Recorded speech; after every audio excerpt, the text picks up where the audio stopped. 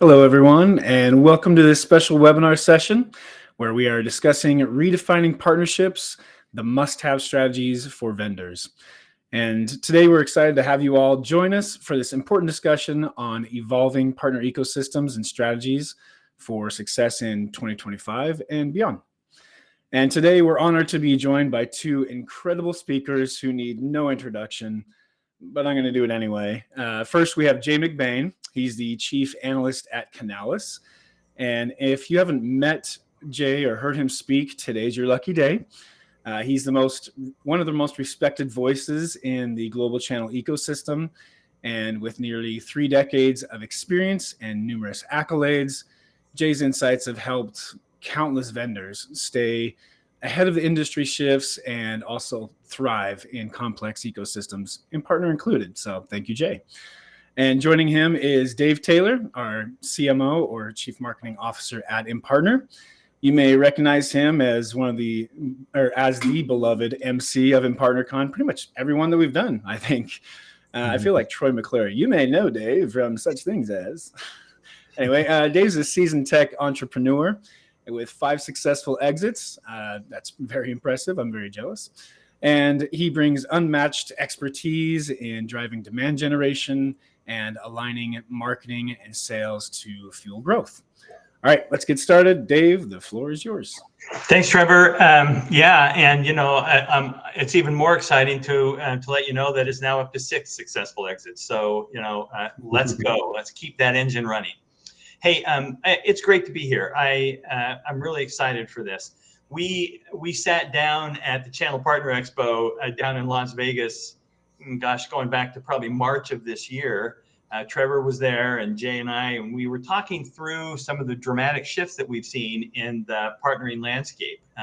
Shifts in strategies, the continued emergence of services as an important part of the revenue stream, and yet how resale does continue to play a strategic role in kind of anchoring the partners in the ecosystem. And we talked a lot about vendors and what vendors can and should be doing to become or remain the vendor of choice for partners in their community, in their ecosystem. And so we worked with Canalys, we worked with Jay and the Candefaro group that does the research with them to put together a survey and go out and ask people in the partnering space, what are you looking for? What does make a vendor the vendor of choice? What strategies should vendors be using to attract you into their ecosystem? So Jay's going to talk about that. I'll wrap up with a couple of comments on the challenge that vendors have in improving the ROI of the programs that they run and being able to speak ROI languages to the C-suite within the companies. And then we're going to have an opportunity to have a great Q&A with Jay at the end. So Jay, with no further introductions, let's pass it over to you. Thanks for your work on this. All right, well, thank you. And it's a team sport here. There was many people at Canalys and InPartner that came together for this. And like you said, it started as a conversation because I know you're feeling it at InPartner. You have hundreds and hundreds of clients that are talking about a different partner ecosystem, even from a couple of years ago. And obviously at Canalys, which is Latin for channel, we get a lot of inbound calls and inquiries about this changing channel and what it means and all these trends happening at once. We've got this new younger buyer partner demographic. We've got new firmographics, a platform economy, new economics of partnering happening. And oh, by the way, let's just throw in Gen AI for fun, a 20-year generational shift in technology all at the same time. So while we're all feeling this, it's great to go out and talk with partners and talk with vendors and talk with people on the front lines. And so actually doing research and structuring it. And what you see here is, a really large number of global partners that were surveyed around the world. We got really good access, into from North America into Europe and Asia Pacific into Latin America. If you see the number 550, that's almost twice the size of a survey to make it statistically relevant. So I would say that you can take these numbers to the bank. It's the biggest survey of its type that we've seen in many, many years, asking these questions. And we're asking about your business models, the infrastructure opportunities, challenges, and strategies for driving growth. We're at a point here, kind of finishing off 2024, moving into 2025. So it's a perfect time to think about that transition. And again, all these things happening at once, but some really new kind of fresh realities are starting to come out. And when you ask the first question to partners, how are you feeling? This sentiment question, this level of optimism. And it was kind of through the roof. 94% of partners are expecting growth. And in any market, in any of the 27 industries, you look around the world, there's no industry at this level. We measure 297 sub-industries. And it happens that VARs and MSPs and system integrators and ISVs, those who make up the broader channel community, are the most optimistic people in the world. And what's interesting, there's a historical context to this. This optimism we saw in 2008 and 2001. So this century, the two major kind of recessionary, even depressionary times where the tech industry pulled the world out of recession, it was actually partners were the tip of the spear of optimism that did this. And as we go into 2025, we're feeling this again, and we're obviously seeing this in research, that this same thing is going to happen for the third time in the 24 years of this century. So when you double click on the question, why are you feeling so optimistic? The technology advancements with many of these partners may have started back in the 1980s, 1990s, in the early client server days. Some may have started as cloud, born in the cloud, whether it was SaaS in 1999, maybe 10 years later with infrastructure in the cloud. But in the cloud era was the next 20 years of our industry. And now we're going through this technology advancement again. Many of our friends and neighbors and family came to us last March once they saw ChatGPT for the first time, create poetry, write music, create pictures out of nothing. And they all asked us, did we just light up Skynet here? Well, when there's new advancements, when there's new technology, when there's new questions to answer, this industry does really well. And obviously we're going through that phase right now. That was the number one answer. But adding to that, the cloud layers on top of that, the growth of cloud is somewhere between 20 to 30%, whether you're talking about business applications or infrastructure. And all the big companies we're watching on the stock market driving that. AI, as we mentioned, Internet of Things, automation. On top of this, you've got quantum computing and the metaverse and self-driving cars. There's robotics. There's about 20 kind of emerging techs right now that are all coming and all getting layers of Gen AI around them, which is interesting. Interesting to see specializations can come up as number 3. We know today that this, single throat to choke, or what used to be called the single business or trusted advisor, that era is over. Our customers now see partnering as a team sport. So when they're thinking about their outcome, and by the way, customers are different too. It's not just the CIO or the CISO or CTO or Chief Digital Officer that we're calling on.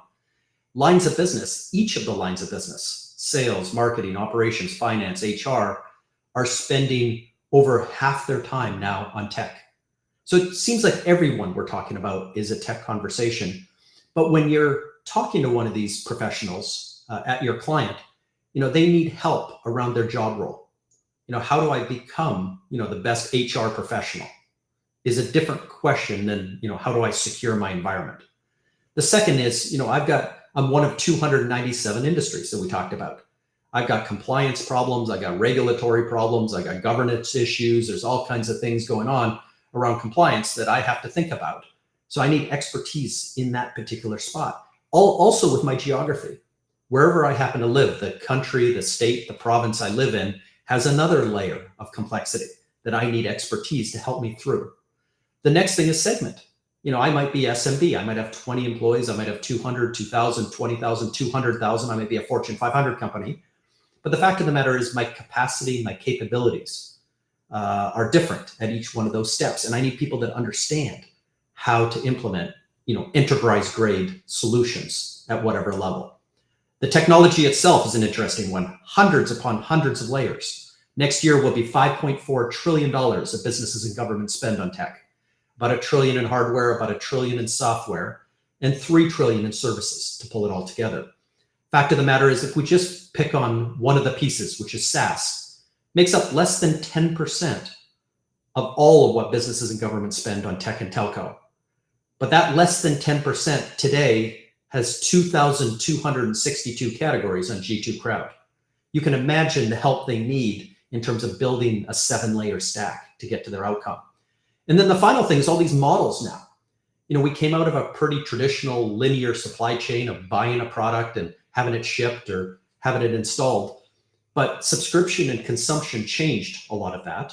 And now with generative AI, just in the last couple of months, we've seen hundreds of new decoder rings charging per agent, per image, per chatbot message, all these different things, which add even another layer of complexity. So when I'm that customer, I start to think there's 6 examples right there of specialization, which is driving growth. Where there's mystery, there's margin. That's the one consistency in the 43 years that we've been doing this in terms of partner channels. And here it is. This is kind of one of those slides that makes me smile every time I look at it. And it's the guiding force. And this is the inflection point right now that we're changing from where we've been to where we're going. If you're a vendor, what's made you successful up until this point will not make you successful going forward. And it shows up here. So when you show the life cycle of a customer on the right, you see it's circular. In a subscription consumption model, there is no end. It's a renewal-based, upsell, cross-sell, enrichment-based cycle that keeps spinning, hopefully forever, customer for life. But in that cycle, there's 28 moments in green before the customer makes a decision. Some of those early moments may be marketing moments, like reading an ebook, a white paper, listening to a podcast, going to a Chamber of Commerce event, if they're an SMB. It might flow into a consulting engagement with a partner. It may then go into design and architecture work, configure, price, quote. So the 28 moments are pretty well understood. And you can see here that over half of partners are now engaged and actually charging clients for these moments. You can see the strong procurement services, whether you take the money or not. This is not a cash register statement. It's more of the at the point of sale. Again, the CPQ moving into procurement, whether it's indirect, which 73.2% of our industry is, whether it's direct, or whether it's now through a marketplace, which has been growing at 86% compounded now for 5 years. Whichever way the money flows, there's all kinds of work around procurement, then the delivery and the provisioning, moving to that next stage of implementation and integration with the client, the next stage of managed services. Surprising next year inside that 500, inside the 5.4 trillion that I talked about, 608 billion of that is managed services. 15 cents out of every dollar the customers now spend, from the smallest flower shop to the biggest enterprise, is now on a managed contract, with over 300,000 of these partners driving this model. So you can start to see 2/3 of all partners are now offering managed services as part of their core offering. And then adoption services. So these are the type of services, and we're starting to see partners check more than one box of what they do. Suffice it to say, a partner isn't a partner any longer. If you've got somebody loaded up into the VAR channel, into the MSP channel, into the ISV channel, into the system integration channel, into the digital agency channel, there's 20 different kinds of ways that you can slice and dice your partners, but they're going to come back and tell you, that's not who I am. I might do that in the morning, but in the afternoon I do this, and the next morning I do that. I'm checking today 3.2 boxes. So if you see me in a certain singular way, understand that I show up at my customer before, during, and after the transaction, and I'm checking more boxes than ever. If you look at the right-hand side here, you know, the singular one service is only 8% of partners now. 92% of your partners are clicking off more things. So if you look around at 40%, people are checking 4 boxes, 5 boxes, 6 boxes. So this is the average of 3.2 and going up. When you're offering more to your client, when you're specializing and stretching this customer journey, you know, to before and after that transaction, this is the new model of partnering.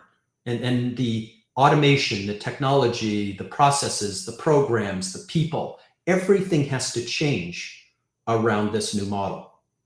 So when we kind of ask partners, with all the things going on, what is the biggest challenges? With a lot of moving parts, there is a big enablement and training piece. Again, we're going through a major turn in the crank in terms of how products are not only implemented, like Gen AI, for example, is a feature. It's not a product. It's not a SKU that you just go and buy in the old sense. It's something that's added to the things you already have. It could be hardware, software, it could be your car, it could be your toothbrush. There's enablement and training opportunities to enhance what you're doing and have your partners understand how to drive more effectiveness with the customer or more efficiencies with the customer, how to drive better outcomes is a whole load of new training rather than just the old school product training we had in the past. Second is this idea of co-marketing and co-selling. I talked about the importance of those 28 moments. For a partner to be successful, for them to be able to check 3.2 boxes, they have to be in that customer early and often. You don't show up late to this party. You don't show up late to this game as a team sport. So how do we work together? By the way, there's some complexities added to this just recently. The end of the third-party cookie, for example. Google has failed to sell version 2 of this to Europe. A month ago, they lost an antitrust suit in the US. And this morning, the US is kind of stepping in and saying they have to sell their Chrome browser.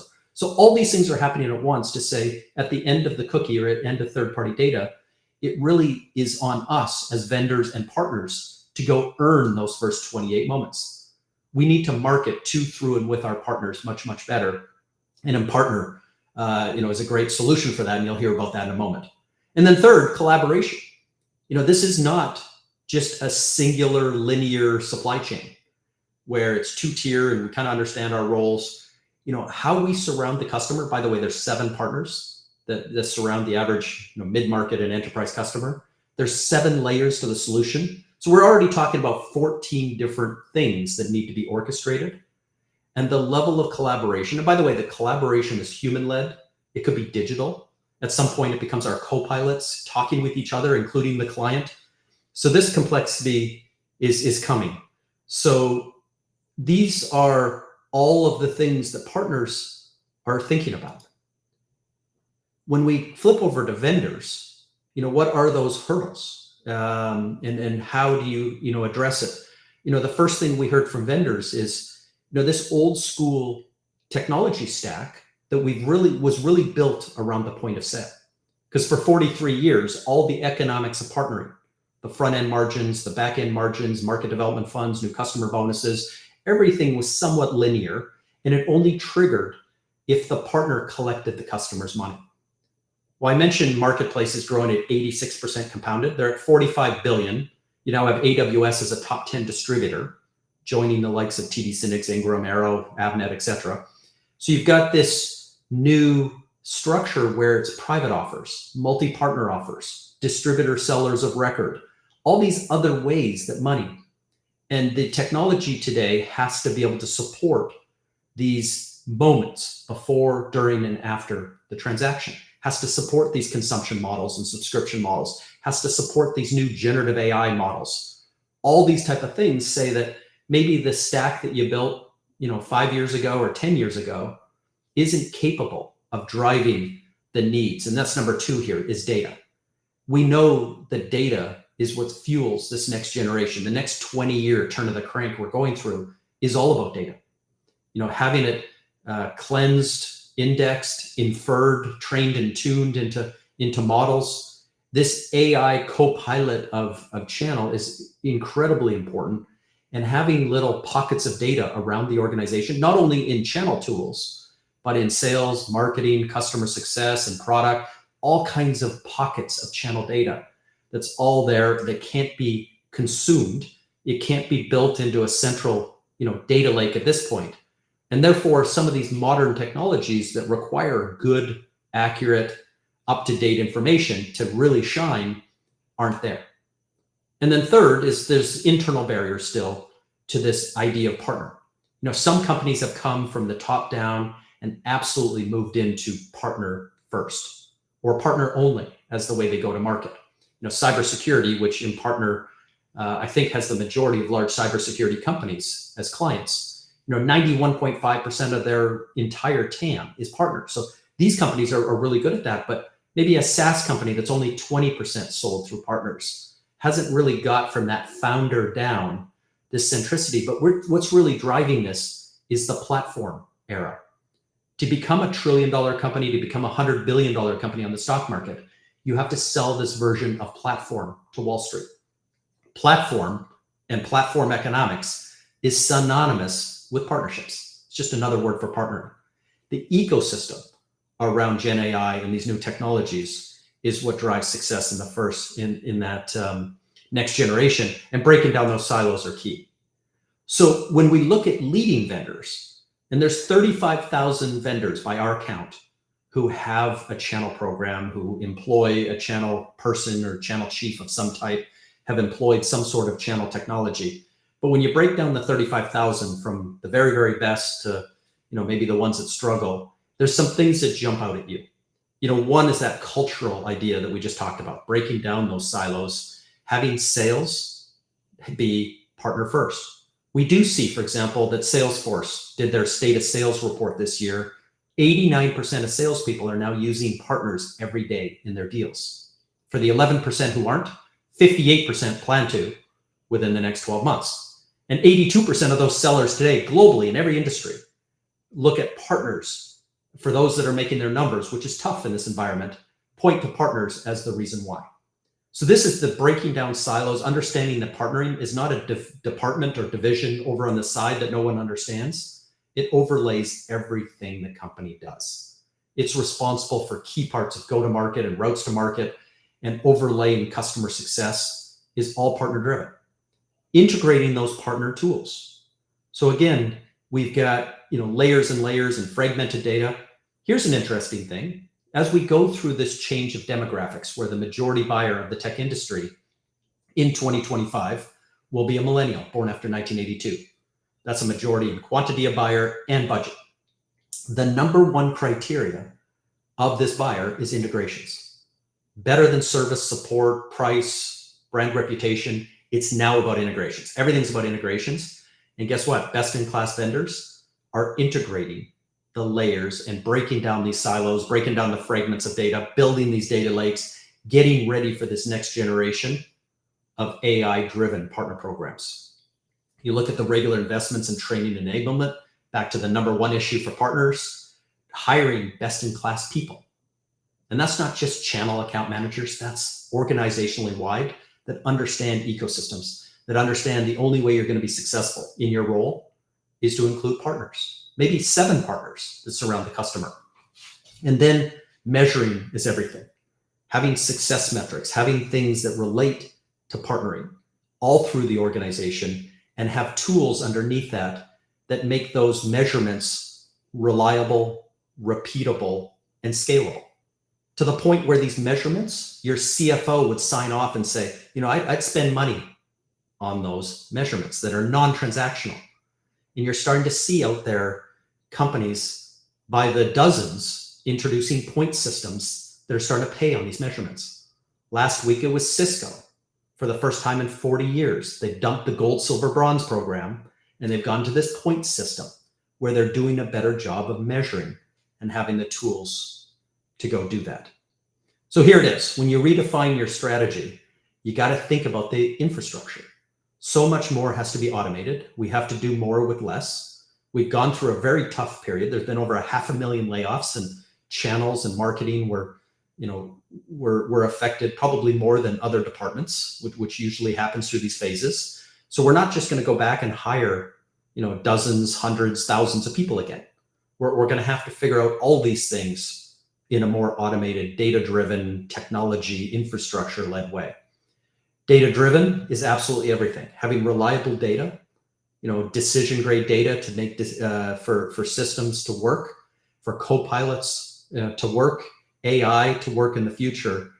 Everything again is about the data, the quality of data, the quantity of data in some cases, the cleanliness of that data, and the ability for that data to be inferenced, indexed into these models. And a culture. Obviously, it comes down to how people think. Did they think expansively about the ecosystem? Did they think in a surround mode, that to provide less friction in marketing, less friction in sales, or less friction to get that renewal or enrich that renewal, less friction in my product utilization? Every department has to start thinking about how partners can get me to those measurable goals, as opposed to more linear thinking within the department. So when I start thinking about infrastructure, one of the interesting things that came, again, a very big audience, 550 people here, 99% are absolutely behind PRM as a foundational tool and table stakes to what we're doing. And as it extends from here, having a system at a foundational layer means that you can add other layers through channel marketing and incentives and some ecosystem technologies and things like that. But understanding that a platform creates a space where all of these data points can come back into one place, where you serve the client, you serve partnerships, you serve technology alliances. This all comes together in one place. So we're starting to see now maturity in this market, that it's not just a product or a point solution, but I'm actually building a strategy for the future that links to what my C-suite and what my board wants to take forward. And so then these strategies, having reliable, repeatable, scalable partner data becomes everything. And so you see a quote here from an infrastructure vendor, but channel data management, in the old days, and even on an old tech stack that I would build, was like another category somewhere. Wouldn't it be cool if we could count our inventory, our warranty, our different sales in and sales out, and have enough data that we could at least pay against and not overpay incentives and things? Well, that's not a thing over there anymore. It's a foundational piece that's probably the most important in a partnership relationship management system. Having all of these pieces come into one place, and perhaps today hundreds, in the future thousands of point solutions, dropping really critical data about the partner, about the customer, and all of the alliances around it into one place that can be managed, monitored, and measured in these new ways. And finally, that culture piece comes to everything. If you have people in the sales department, if you have founders, for example, who still believe that maybe a product-led growth or a sales-driven see a bear, shoot a bear type of culture is going to work in this platform economy, it's not. It's how you work with others. You've got an integration-first buyer. You've got a buyer that's open to have 7 partners that are experts around them. They're buying 7 best-of-breed products on average to build out an outcome. Everything is outcome-based, and nothing is linear in an outcome-based model. If you're working in an environment where powerful people within the organization are still making older investments that might have worked in the 1990s or even in the 2000s, it's got to change. And again, top down, the board has to believe in this, and hopefully money people are coming around now to the power of platforms. But the C-suite has to change. And it doesn't mean just the CEO. Each of the CMOs and CROs and CX leaders and chief product officers, the CFO, everyone has to be on board with this new economy. A platform economy is a partner economy. See a quote here by cybersecurity. I mentioned 90% plus in cybersecurity is all about partnerships. And so it talks about, with the importance of this future, shouldn't this chief partner officer be part of that inner circle in the C-suite? If you put it under sales, for example, which 95% are, does that mean that the person's chasing weekly, monthly sales targets? Well, they're trying to do all these other wonderful things of co-marketing, co-selling, co-innovation, co-development, co-keeping. They're getting pulled back at the end of the week to make sure they hit their numbers, or they're going to get fired. So we want to make sure that we're having this impact across all divisions. And if it's not in a way that's structurally committed, then culturally, it's going to be very hard to make that happen. So I want to kind of bring back Dave here and say that we've only scratched the surface of what we learned from these 550 partners and what we learned from vendors, the interviews that we did. And, there's a really nice piece here that I'll let Dave talk about. I don't even know where to start, Jay. This is so good. I mean, I've talked to you about this for months now. I've read the report myself several times, and I'm still jotting down notes as we go. So this is really, really helpful. The insight and the information I think, is stellar. I'm very moved by the sense of optimism in the partner community. I think we've got such a powerful group of people that are reaching out and surrounding consumers with that combination of services and transaction and all of the things that they bring to the table. It's very, very powerful. Some of the things that you talked about, a platform being just another word for partner, such a powerful thought in the indirect space, kind of paralleling the direct selling space, where CRM really is the platform for all of the interactions that happen with the customers that you transact with directly. In the indirect space, the PRM tool can and should be that same type of platform to bring all of the data together, data unification, both for the analytics side and for the preparatory work for AI to become an important part of your strategy in 25 and 26 and beyond is so important. So it's very, very good information. With all of that said, if you want to go one more, with all of that said, it does become interesting to us that it's difficult for some partnering groups to secure investment within organizations. We know that budgets are tight. Pretty much everywhere in the market right now, particularly in the SaaS world, budgets are tight. People are looking for, you talked about how channel people that report into sales get tugged back into, a monthly or a quarterly sales target number. People do look for where's the revenue over how broad can I spread my umbrella. And so, it is a difficult environment.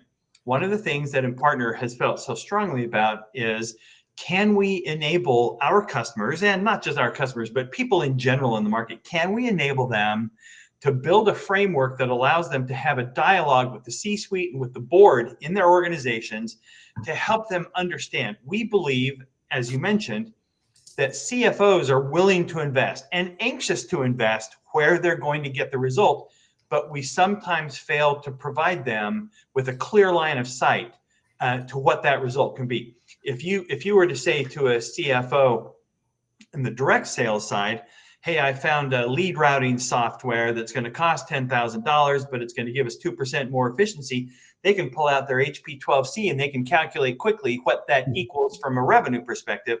It's sometimes not quite that easy on the indirect side to tie the investment and the time and the headcount into a direct target dollar amount. If you want to go one more. So what we've done is we've built, and I'm sure some of you have seen this already. In fact, hopefully some of you had the opportunity to go through this workshop with us, but we've built a 12-step program that helps you develop the terminology necessary to really speak C-suiteese or boardese, I don't know what you would call it, but to speak intelligently to the investment arm within your organization to help them understand there is a clear line of sight to the result that you're going to generate, and here's how we get you there. And we're not going to go through all this. I personally have been through a 12-step program, but it wasn't this one, but we can talk about that later. But we've kind of laid this out into 4 pillars.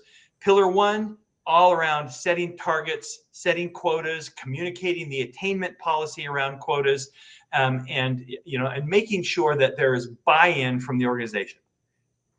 Pillar 2 is, once you understand the targets that you're shooting for and the dollar amounts you're trying to grab, now you know how to build out your targeted ideal partner persona. And now you know how many partners you're going to need and what the geographic spread of them should be, et cetera.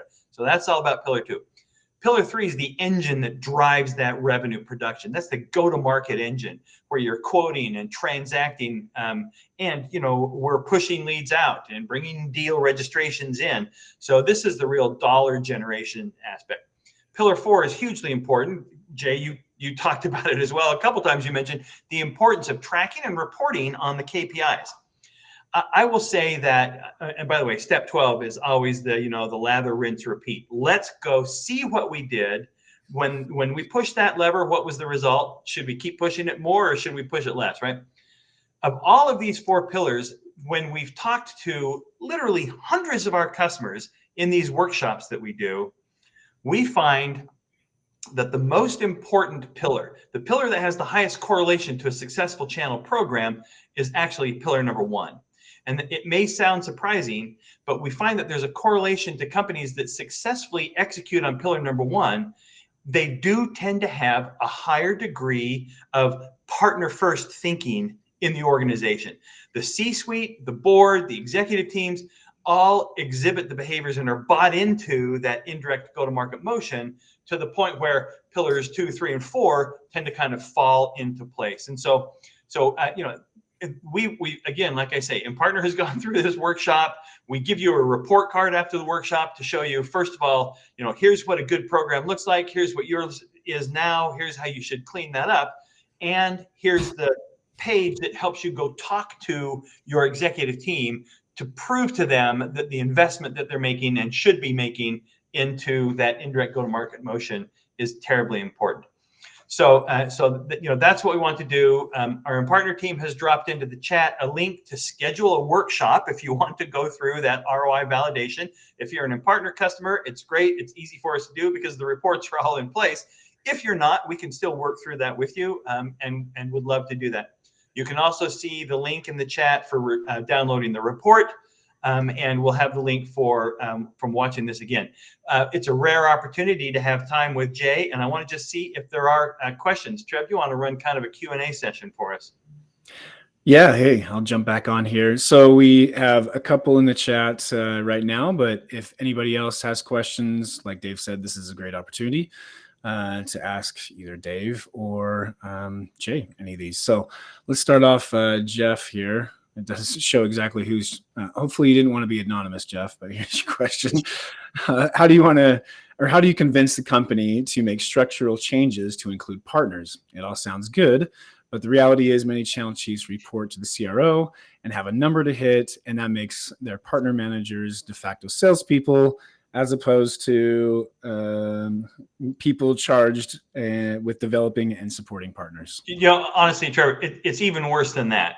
Because, Jeff, it's a great question, but even at the end of that, you can tack onto it. When there is a deal that closes through partners, the response from the executive team very often is, oh, well, we generated that lead and handed it to the partner. We would have had that revenue anyway, right? And so it's so difficult. And I mean, I have thoughts on that, but Jay, I want you to kind of weigh in on that first, and then I can throw my comments in after. Yeah, I think it breaks down. I mean, there's the emotional plea that I think most channel chiefs have tried and it's been marginally successful with. But right now we have a lot of more structural, research-based, analytical, powerful answers, not only to the C-suite, to the board. First and foremost, this platform economy is real, and the valuations. The board has fiduciary responsibility to the shareholders. That's the only job they've got. To raise the value of the company, they've got to do the things necessary and drive the changes necessary to do that. And as we're in this next phase of computing, you either win or lose in platforms. And without understanding economics of platforms, which again is synonymous with partnerships, that conversation has to happen at the board level. When I said that there was 7 partners around the customer, that's not a Canalys stat. That's a McKinsey stat. McKinsey, I think, advises every single one of the Fortune 500 boards. So this is, some of the smartest consultants on the planet saying, to the board, to the C-suite, your company, the future of your company. By the way, 52% of the Fortune 500 from 20 years ago no longer exists. And 71% of tech companies started 10 years ago no longer exist. So if I have fiduciary responsibility, I'm realizing that there's a change, a turn in the crank here.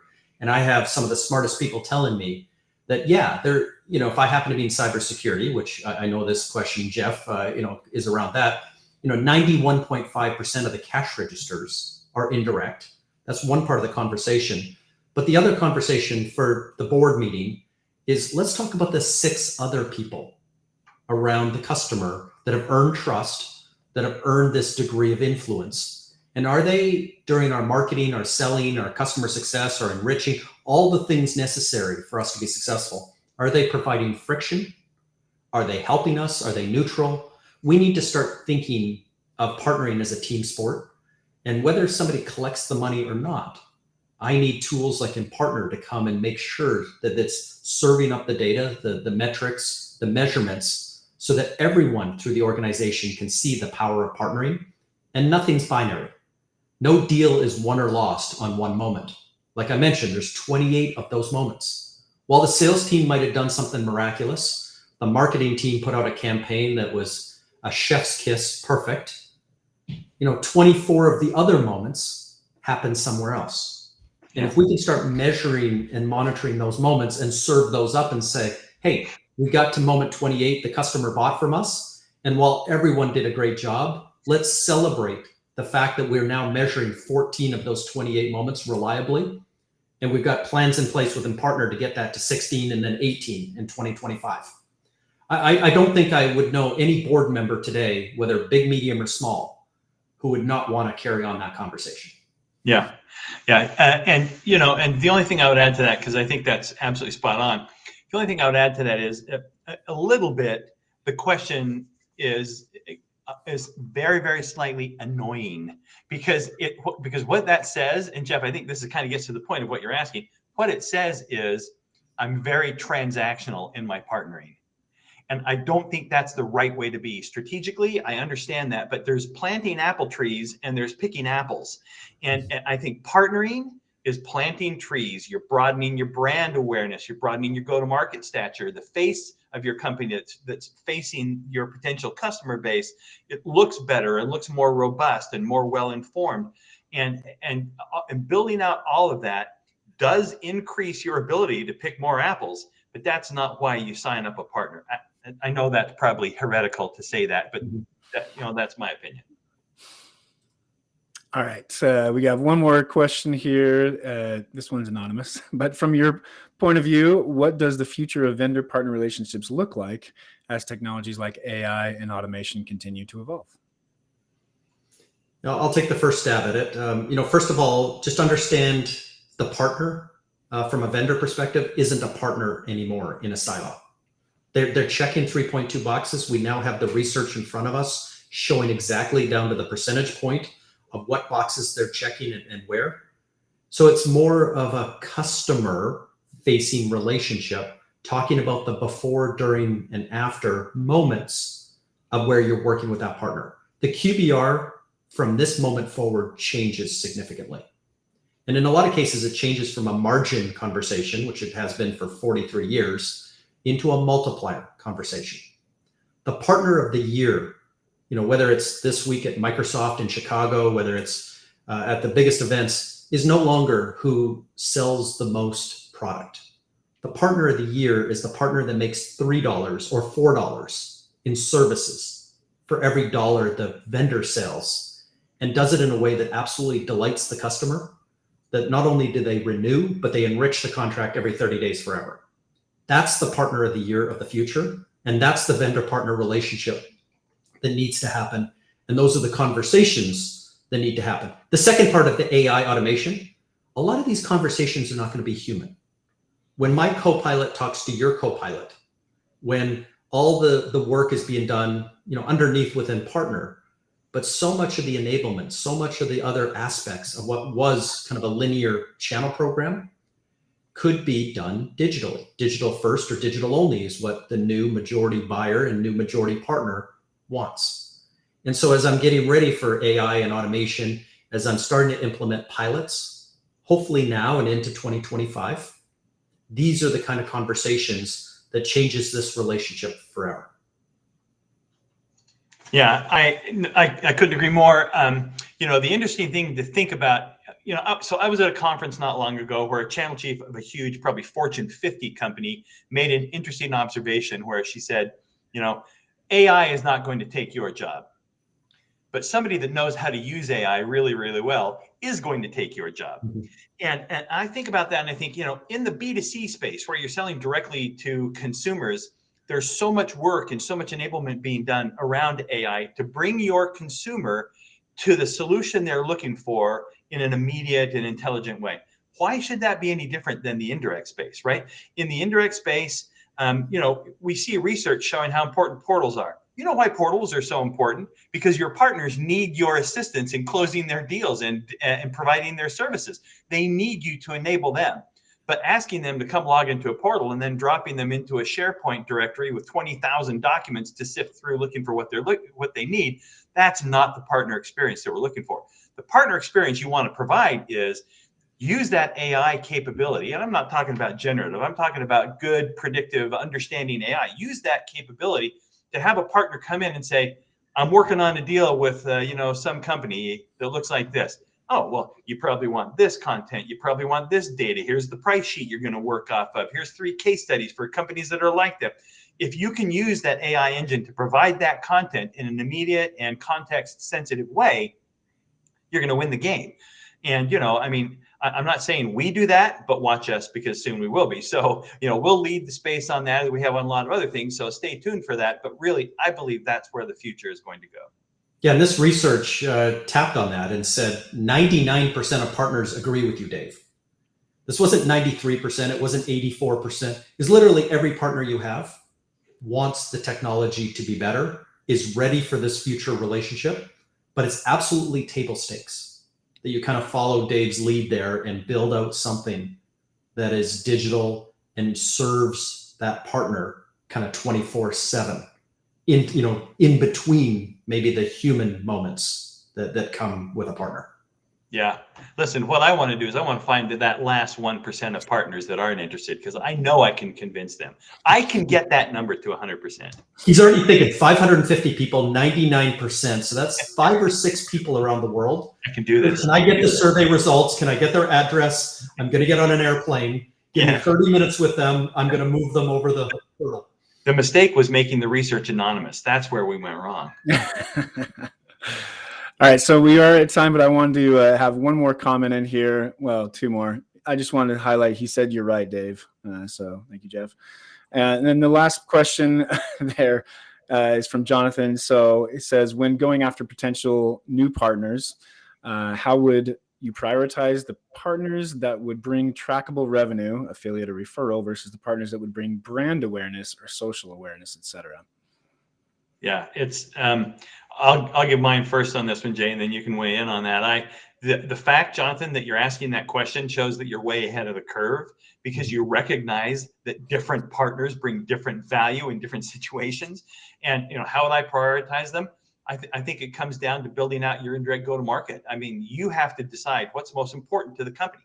And if you can align the goals of your channel team to what the CEO and the CFO say are the goals of the company. Is it revenue production? Is it margin enhancement? Is it reducing churn? Whatever the CFO and the CEO say the goal of the company is, if you can align your channel team's goals to that, you'll win the game. And then you can say, okay, now I understand it's churn that we're trying to reduce. I don't need more revenue producing partners. I need more post-sales satisfaction and partners. So I think understanding what it is, understanding that you've got different partners that provide different value, and then tracking them and aligning your partner community build out to what the company is trying to accomplish, I think is huge. Jay? Yeah, absolutely. And one of the things that comes out of this is, every one of your C-suite and every one of your board members walks around knowing the TAM, the target addressable market size, how many billions of dollars your company's going after. Very few of them can have a deeper conversation on SAM, the service available, or SOM, service obtainable. This is the job for partner professionals. It's, on one side, which you state here, where are the cash registers? And then who are the most important people to get to that sale? Affiliate, affinity, advocate, referral. InPartner made an acquisition in this space and has a pretty deep tool set in partners that are really important that actually don't collect the money, but are key on transactional. And so that's even another webinar we could have that goes deep into that topic. But there's a nuance to the second question. This idea that everything else that isn't sales is just branding. And that may not be true. And it may be the fact that you may not be measuring that. So if a consulting gig that happens to mention you from a third-party partner and mentions you in a nice light could be a branding exercise. And now the customer's starting to think about you in the realm of the 7 things they might buy. Is that truly a branding exercise? And is there a way to track, whether it's consulting or design or implementation, anything else, any of these hundreds of services, and really tie it back to the sale and quantify that moment and put a weighting on it? It wasn't directly responsible for the sale, but did it add that extra 5% that got you over your competitor? And so as partner professionals, this is kind of the tipping point, this inflection point we're in. We have to kind of go look at every branding or social or whatever you call it. But this isn't a Super Bowl ad that we're just trying to, frame up Budweiser or Coca-Cola as a great company. These are moments that we should be measuring and get obsessed over to try to drag it back to your first piece, which is the sales part of it. And I think all of us need to do better, and we need to push and partner and the technology to do better at this as well, because this is the information we got to take back to the board. Yeah. Hey, Jay, thanks. And thanks not only to you, but to the whole Canalys team that helped us do this. Canalys has such great insight into this space. We really appreciate that. Thanks for all the questions. Trevor, let's pass it back to you. Yeah, I just want to thank everybody for joining this session. Great questions. Appreciate everybody contributing there. And to the many questions we got there, the slides and the presentation we're recording will be available online. And of course, as a benefit to registering for this event, you'll get emailed that information. So thanks again, Jay, Dave, and until next time. All right. Thank you. Thanks all.